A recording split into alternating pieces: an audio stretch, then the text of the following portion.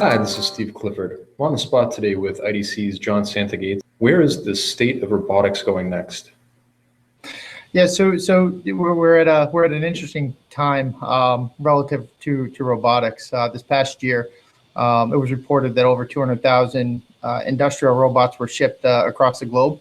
And what's really interesting about that number is the fact that it's the first time in history that 200,000 robot units had been shipped in industrial robotic units had been shipped in a year.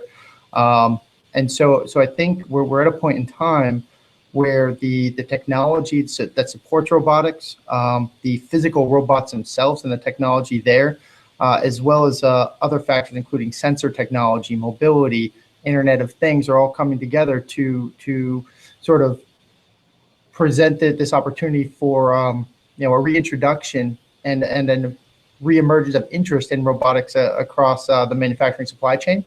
Looking at the cost factors. As more as the technology evolves, more organizations are coming in, driving the cost down. So we're seeing that the technology is getting better, the cost is coming down, and therefore the demand for robotics is increasing and allowing a greater level of interaction between humans and robotics as the technology improves to create new opportunities for this technology to sort of help the manufacturing environment. Where are these 200,000 robots being shipped and how are they being used? So I'll address how they're being used first. Those 200,000 we're talking about are industrial robots. And when you think about robotics, there's a couple of elements. There's industrial robotics, which are used in manufacturing environments. Then you have service robotics, which is further broken down into two subsegments, service robotics and personal use robotics.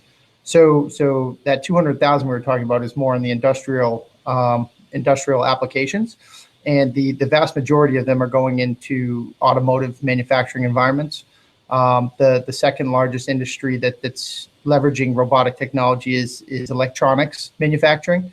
As I can imagine, would be fairly obvious, an obvious transition, as those are both very labor intensive industries.